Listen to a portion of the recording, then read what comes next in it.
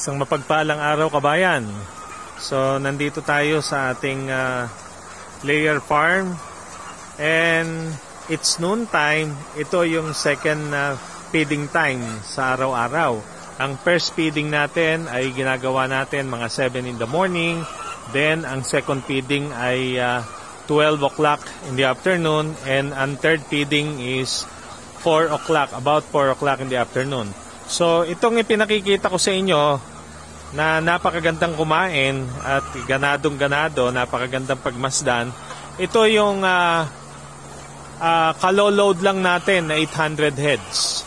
So, sila ay niload natin nung nakaraang last Friday. So, ngayon ay Thursday. So, exactly 6 na linggo, no?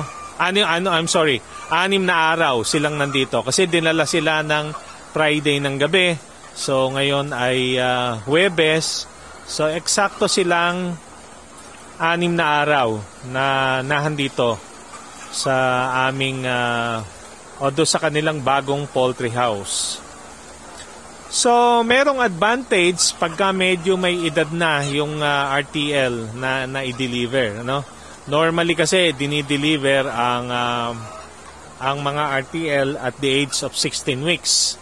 So, itong na-deliver sa amin ay 18 weeks ng eksakto nung araw na siya ay i-deliver.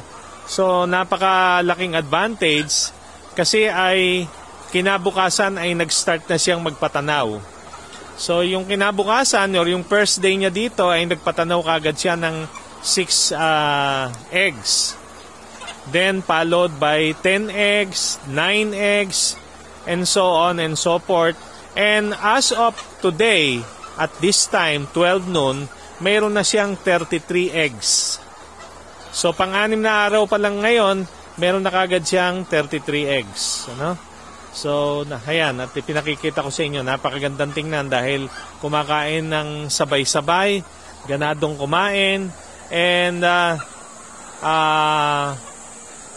at this moment, pang-6 na araw pa lang, sila ay nangitlog na ng 33 eggs. So, ayan sila, oh. Napakagandang pagmasdan kasi talagang mga sabay-sabay silang kumakain. Okay, so yan lang muna, kabayan, for today.